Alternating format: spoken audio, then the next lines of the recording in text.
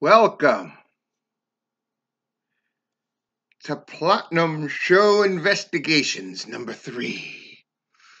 We're going to look at, there's Total Punk Wrestling. We're going to call it Mayhem on Mills. That seems to be what they prefer to call it. Teddy Stigma's thing. We're going to review that show. And we're going to launch a new investigation into Pro Wrestling Action, who are going to have their debut show on March 13th, and I will be there. All right. Mayhem on Mills. They do shows every other month, every month-ish. They're about to celebrate 2 years. Apparently, they do shows in the parking lot of a bar as well that was right across the street from Orange Studio. Orange Studio, very comfortable in that place. I liked it a lot. They had one gimmick table selling, shirts and bracelets from one of the wrestlers, basically. And then some Mayhem on Mills stuff. Reasonably priced enough, either 15 or 20 for shirts. That's decent. They had a full bar, which was very interesting, and clean bathrooms, which was shocking. A full bar, if I was a drinker, I would have been in hog heaven. There wasn't a lot of food to buy or anything like that. I do think that they brought in pizzas. They were probably selling slices of the pizza. My kids and I didn't buy shit, but we did go to the show, all 3 of us, which is great. They had 6 matches. Let's jump into those. The first one was a triple threat. And right off the bat, let me say they opened the show, and there were 2 ring announcers. The one I really liked, the bigger dude, Chuck, and then another guy who was there to provide atmosphere and kind of generally knew what was going on, but he stumbled over things a lot. I guess the premise was supposed to be, isn't this amazing? This is the year 2020. We're going to go into the future to 2020. And so there's this theme of zipping back and forth from the past, sort of like I don't want to say steampunk era, but you know what I mean, like early America, like scratchy, grainy, black and white footage, like 20s, 30s, 40s kind of deal. There was a bunch of contraptions around made of tinfoil and wood and cardboard. One of them supposed to be a futuristic ray gun. Another like sort of they called it the ion particle transmitter, basically a teleport machine, which would factor in prominently. And then another one that was something omatic. Basically, they had 3 of these machines around. Before the show, they had videos playing, highlighting different things. I thought that was really good, though at times it would stop and then somebody wouldn't remember to hit play. Minor thing, but it is what it is. They had a projector in the middle transmitting to one corner. The way that they had the flow of the room, and I know like most reviewers don't talk about this shit, but this shit matters to me. So they had kind of a general flow around the room. You would come in, desk right there, you'd pay $15 per ticket. Fucking ouch, especially when you had 2 kids. Is what it is. Apparently I could have ordered online and saved money before. Didn't know that, didn't do that.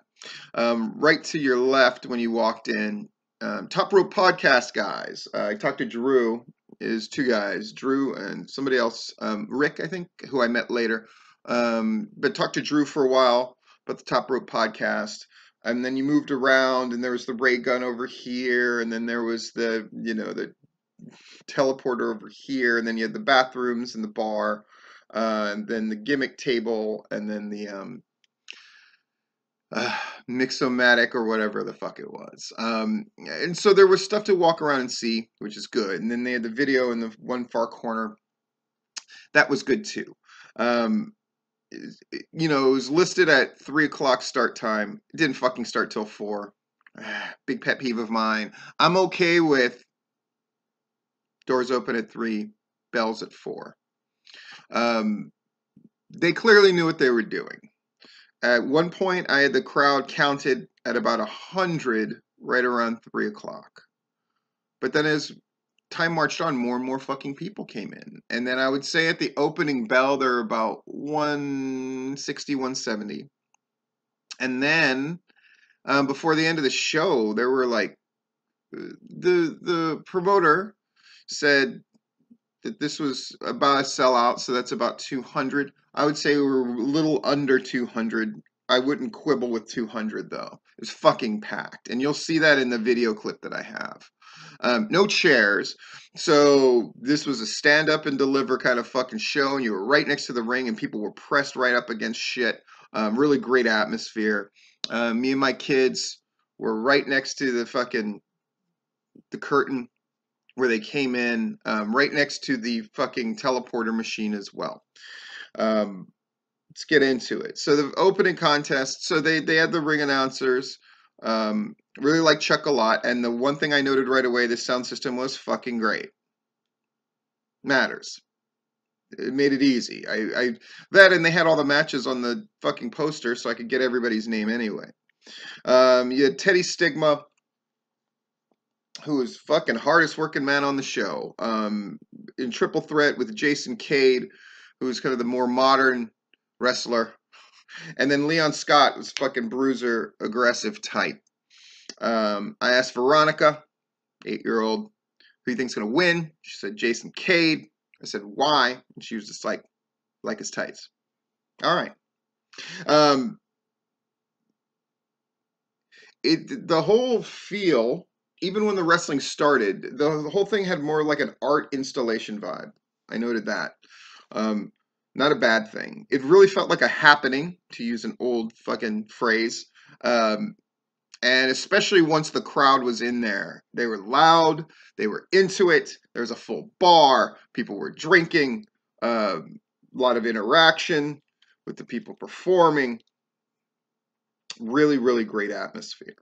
The match itself, good wrestling stuff, good storytelling stuff, a little bit of a comedy feel, where the two guys were hip tossing Cade, and the crowd just kept yelling, "Throw him back!" They hip toss him to the other side, hip toss him to the other side. They weren't doing too much in the opening match, but definitely giving you the vibe, and the vibe that I'm getting already, if the opening match was going to be any indication, that it was going to be, I don't want to say spot fest wrestling, but definitely exciting stuff going on, with a simple story that was going to be portrayed throughout the match, which I was all okay with. I loved how the refs were decked out. They had a really old school feel. White button-down shirt, black suspenders, black bow tie, black pants. There was something about that, and I like the look of both referees, and both of them were infinitely competent, and they were asked to do a lot, and they both came through in fine style. That match ended at 7:37 with a backslide bomb. Jason Cade over Teddy Stigma. Teddy Stigma, who was bleeding from the mouth, caught something near the end, I would imagine. Then they vamped about for a bit, and they were talking about the scientist, and then Teddy Stigma came out as the fucking scientist with his fucking lab coat on. And they vamped for a bit, and it was silly shit. My kids were strangely enthralled. They talked about this teleporting machine, promising that Rolo the Robot from Wisconsin was going to get fucking teleported in. Oh, the reverse of scope. That's what that one machine was. And then the ray gun. Cool. Second match, Hunter Law with Aria Blake, who I believe just wrestled at AWE, and versus Siler Moore. My kid immediately goes, I go, who's going to win? And they go like, Siler Moore, because Siler Moore, by the way, a woman. That was another thing, is they had women in almost every match, or at least 3 of them, in sort of it wasn't women versus women. It was women versus guys. It was just done interchangeably, wasn't even discussed as a thing. They just did it. Very PCW-ish in that way. And all these women could fucking go. Arya Blake didn't do a whole lot, and she was fucking tiny. Like, probably way, like Elena, my daughter, was fucking way taller than her. She's a little thing. Siler, really good fucking sells throughout this thing. And Hunter, though my kid said, that man is boring. It's like, that man's boring, but that's what he's supposed to be, and he's got Arya there with him. Just played the role of a fucking heel, a kind of bully heel, bullying the girl kind of thing. At the end, they had good falsies in this one. For a second match, they were doing a lot, but I suppose that was to make up for what we were to see next. So they were doing a lot, in my opinion, but it was a good match. The finish was Hunter was obviously pinned. Arya put his foot on the rope, and then when Hunter hit her with something, her foot was on the rope, was pushed. Or no, actually, it was a clever spot. I'd seen it before, but not executed as well as this, honestly. Hunter was pinning her. She reached out to grab the rope to break up the pin, and Arya pulled the rope back just far enough that she couldn't reach it. It's well done, and again, the referee did a phenomenal job being in the right spot at the right time, not making himself look stupid, and making sure the whole thing went really smoothly. So kudos to those guys for pulling off that finish, 12-25. And then my kid was upset because she was wrong, and because the woman lost the match. My kids are like that. So at this point, Veronica's into the stuff going on. It's very stimulating. There's lots of stuff to see, lots of stuff to do. There's a lot of interaction with the crowd. At times I had to pull the kids away, like, oh, they're about to do a spot. I mean, it had a feeling of like danger, but there was also sort of a comedic vibe, and the whole atmosphere of the place was mildly campy. So it all made for a very interesting experience for sure. Elena was watched. She's been around wrestling her whole life, so she watched and kind of appreciated it, kind of like the man versus woman dynamic, but she wasn't like super into that. The show so far. Then they have this mystery box thing. So they bust out this box that's obviously big enough to have a person in it. And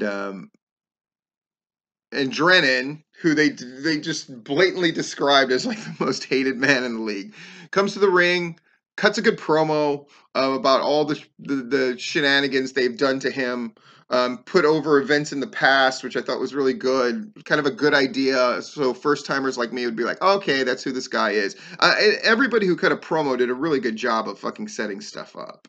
And one of the promo videos to set up a match was incredibly well done. I'm going to get to that in a bit. But Drennan is basically, okay, you're going to bring out this mystery box, and it's like, you want this opponent? So they brought out this opponent named Crowbar, who is this very non-threatening looking dude. He's like, you want to wrestle Crowbar, or you want what's in the box? And Drennan, the obvious thing, if he's the heel, is give me Crowbar, I'm going to kick his ass. Right? But he makes the interesting choice of like, we all want to see what's in the fucking box.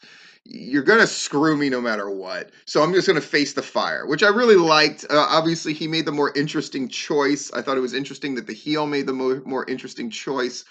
Give me what's in the box, because obviously that's going to be more dangerous. And then out bursts a guy in a black singlet, a basic black mask, calling himself the mysterious stranger, the masked mysterious stranger.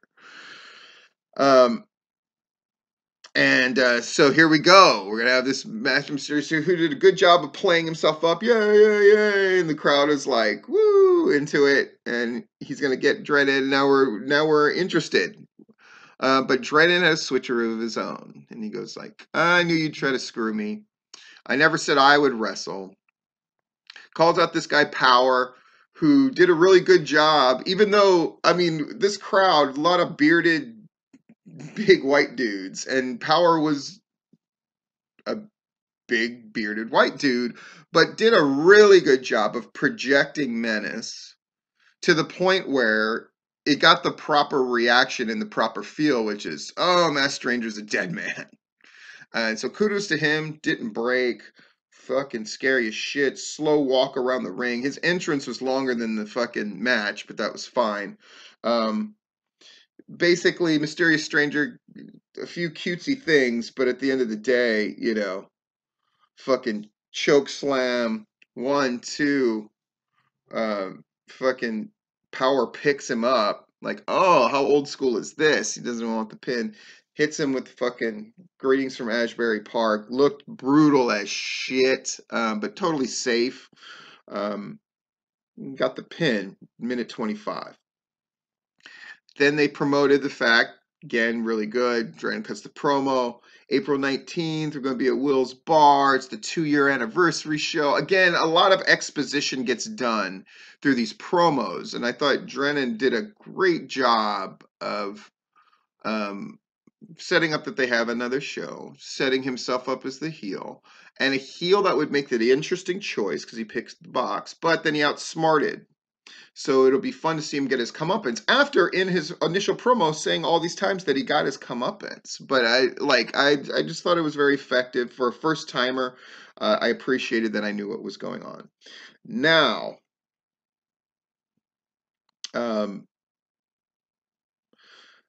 we had one of my favorite, probably my favorite thing of the night. My kids asked me, what was your favorite thing that happened? And it was the Kylan King versus Wolfie Taylor ladder match. And they had a video promoting this thing, right? Video promoting this thing, which set up this thing of Kylan King has this bunny that she loves. And I had noticed when we'd come in that there was a bunny attached to the ceiling. Didn't really think anything of it. It just seemed like the kind of quirky place that kind of shit would happen. Oh, but the bunny was Kylan King's and Wolfie Taylor. And then Wolfie Taylor has stolen it from her. And there was a promo with Wolfie Taylor riding around in a truck saying, oh, he's got this fucking bunny. And, you know, he said, oh, it was a great promo. And then he just goes like, I'm going to, you know, you want your bunny back, Mayhem at the Mills. It's a ladder match. He's like, we put it up there. I'm going to bring that rabbit down. I'm going to tear its fucking head off. And that line of I'm going to tear its fucking head off got a big reaction because, you know, it was a family-friendly show for the most part. And so it was just like, whoa. And it's exactly what they wanted. This match Elena got into. Is the simple story of the bunny, the ladder match. My kids have never seen a ladder match. And so they got into the whole psychology of it. It's very typical ladder match in the sense of like, they had the ladder on the outside at first. They brawled back and forth. Let me say Kylan King's chops are the fucking loudest fucking chops I've ever heard. Super impressed. Played the role just right. Men versus women matches that's one thing. The women in Mayhem in the Mills none of them were out of shape at all, but they were all very tall. And so it made matching up with the men much easier to take. Like if I'd seen Aria Blake wrestling a man, it feels a little ridiculous. But all the women matched up physically with the guys. They were often taller. In some cases, in the main event, much, much taller. This was billed as the second main event, right? Kylan King also took the sickest bump I saw all night, where she hit that ladder and she hit it like on her lower back in a way that was like definitely like, oh, and at that point, Elena and Veronica were completely invested. Violence will do that, right? She took that sick bump. Then it was clear that action was going to pick up, and they set up the spot earlier. I want to make sure I get people's names right. Well, Wolfie Taylor grabs the teleporter machine, drags it, and keep in mind, all this machine had like lights going and all this kind of shit, and he drags it over to a particular spot. And we're like, oh, but then they start brawling. Then they're fighting on the outside, and you could feel that we're getting to a finish here, and then this exchange happens. And I'm so glad I took it with my phone and went through great trouble to put it here. It's fucking worth it. Just so you can get a sense of the crowd, how intense this match got, and how big and over this spot is. Here it is.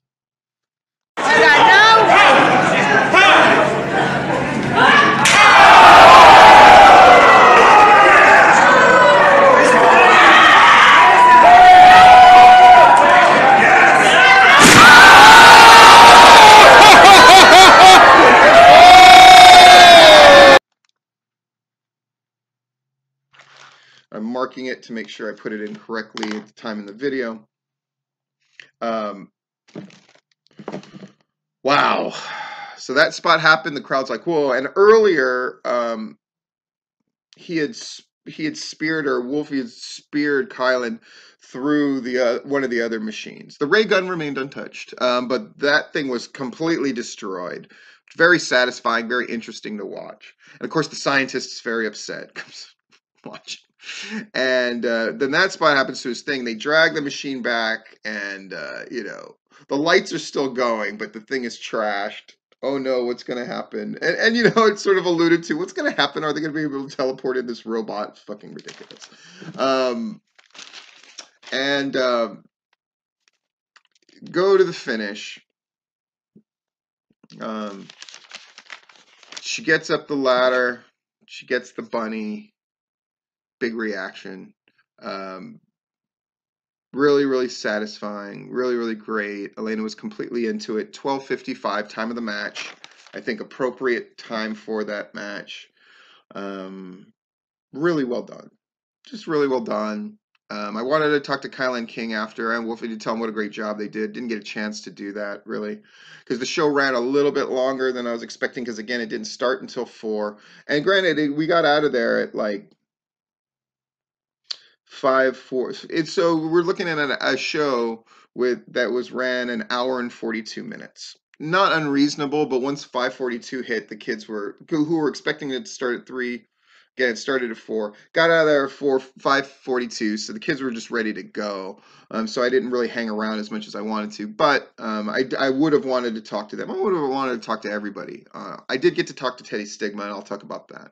So now, I thought this was really smart, in the sense that if you're going to have a little comedy, weird vignettes, and stick with the theme of the show, which is the sort of like future world-ish thing in 2020, and look at these phenomenal machines, this was a great place to have are they going to be able to teleport Rollo the robot into here? Because, again, they were not only were they able to clean up all the stuff in the ladder match, but you needed to take a breath after that match. It was really good. And the roller robot stuff, Veronica was way into this stuff. They end up sneaking a toaster in there, a very old school looking toaster, though, I'll give it that. And look, we teleported this toaster in. And there were a number of effects with, like, the fog machine rolling smoke through when they try to start the machine because it had been broken in the match before, and all this kind of stuff. It was silly stuff that I totally get into and totally like. You know, it was interesting when I chatted with Teddy Stigma, when we messaged back and forth. He was like, yeah, the theme, because I said, yeah, everything looks really good, like all the very old looking promotional videos and stuff. I really was into it. And he said, yeah, he's like, you know, like our theme stuff is going to play much more into it. And I guess he meant like the machines are actually going to work their way into a match and stuff, which happened, and it was cool. Okay, so we have the main event, which I'm not going to talk about too long. It was very good. You know, Treehouse Lee. It's Team Hollywood against Team Saif.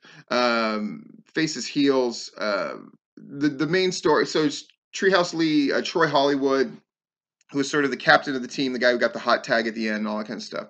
And Sawyer, another woman who wrestled incredibly well. And on the other team, Saeed Serpentico, who, you know, when he did the fucking ribbon thing in the beginning, my kids love that. And Snoop Strikes, a guy that I saw at MLW, who I think the world of. I think he's fucking great. I saw that he was going to be at Southern Honor. Good get.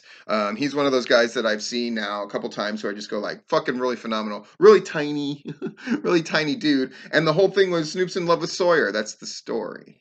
And so he didn't want guys to do spots to her. He didn't want them to hit her.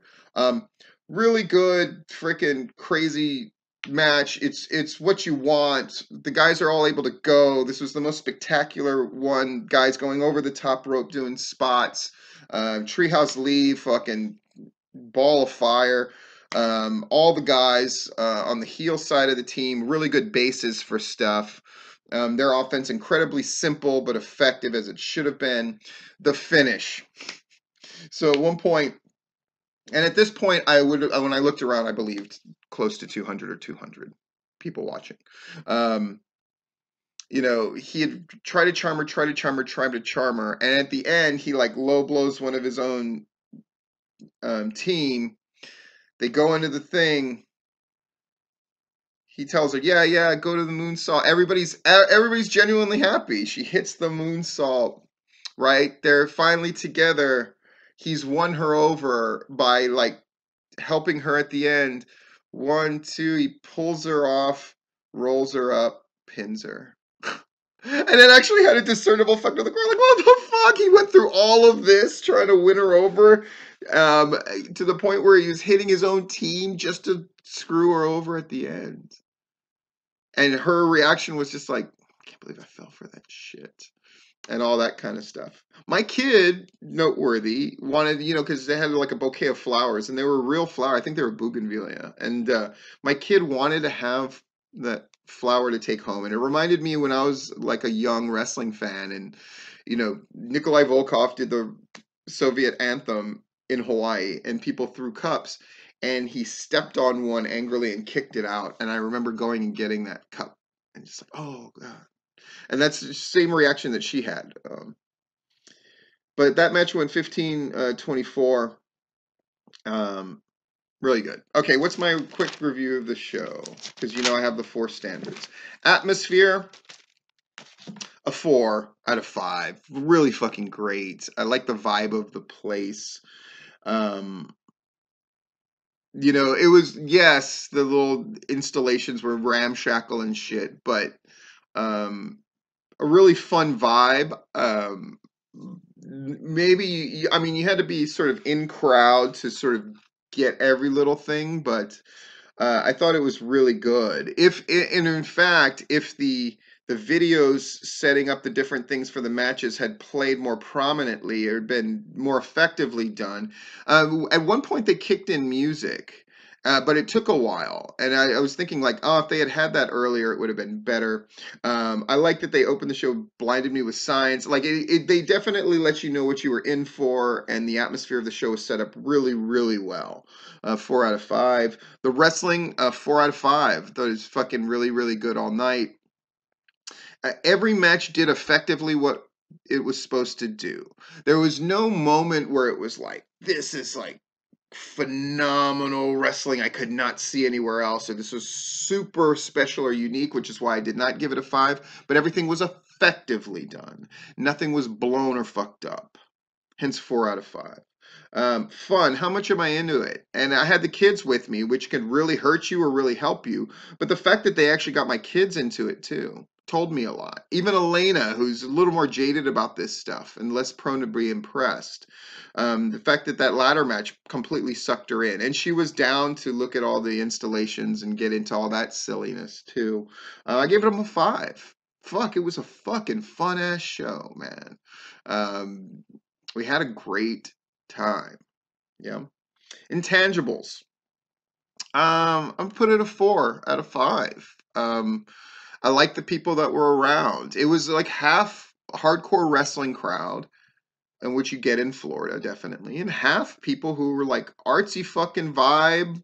Like reminded me again of a lot of the audience that we would get for PCW shows, especially at places like the iDrum or the Avondale Estates Theater or Actors Express, where it's clearly people who don't watch wrestling as a regular thing who are here. A lot of women in the crowd, all about that, that kind of thing.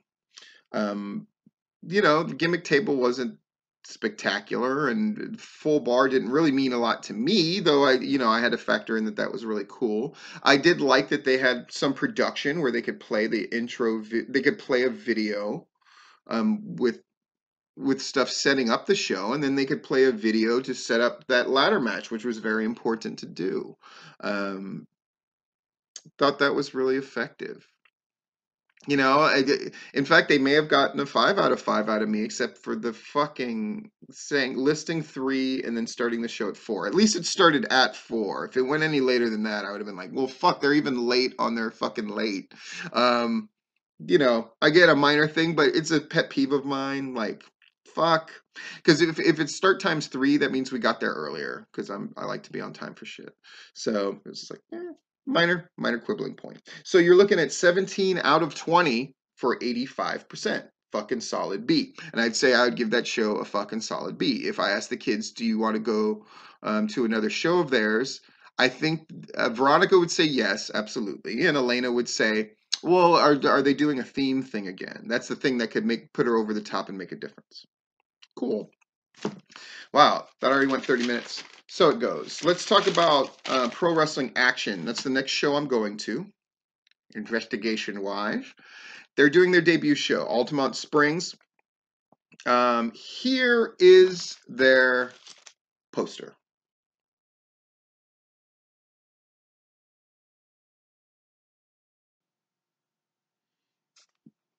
Cool.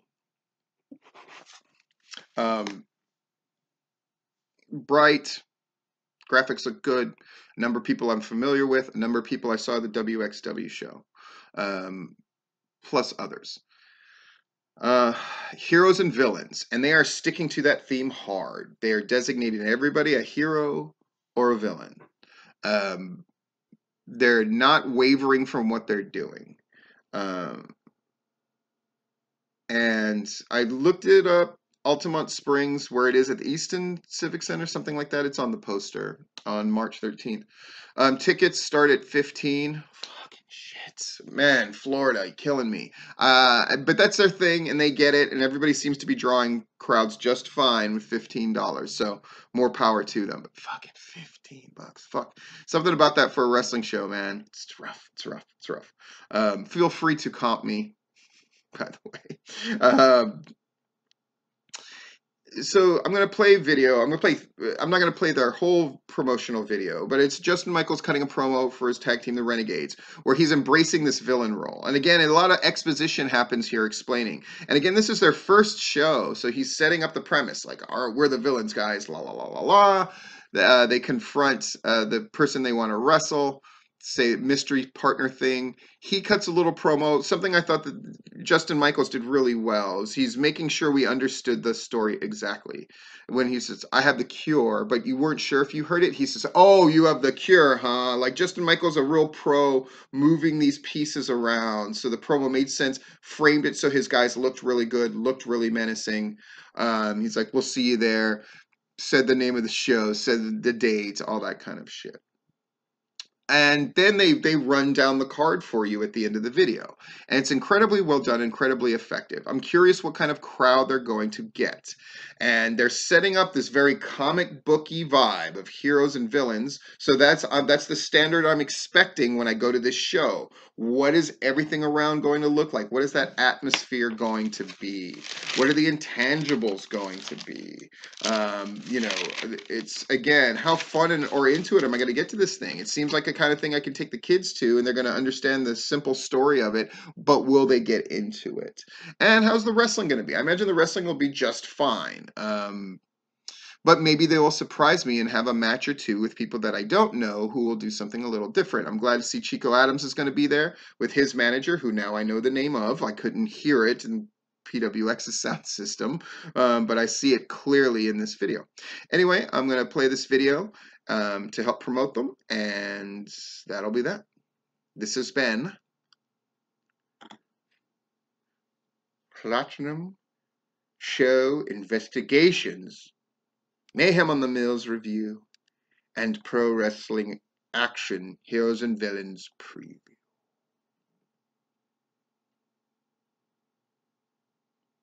There's a show called Pro Wrestling Action. They're calling it Heroes and Villains. Let me ask you something, Vertigo. Are you a hero? I'm going to give you an opportunity of a lifetime to be the hero for everybody at Pro Wrestling Action on March 13th. You can have a tag team partner, anybody you like. You just got to have the guts to show up and get in that ring. What do you say, Vertigo? Come on. I got a couple villains here that are looking for a fight. Come on. You're looking for a fight? Oh, yeah. You want an answer? Yeah, give me March 13th? Yes. March 13th? I got a cure stores for you guys. Oh, you got the cure. He's got the cure. That's good, because these boys are sick. See you on the 13th, Vertigo.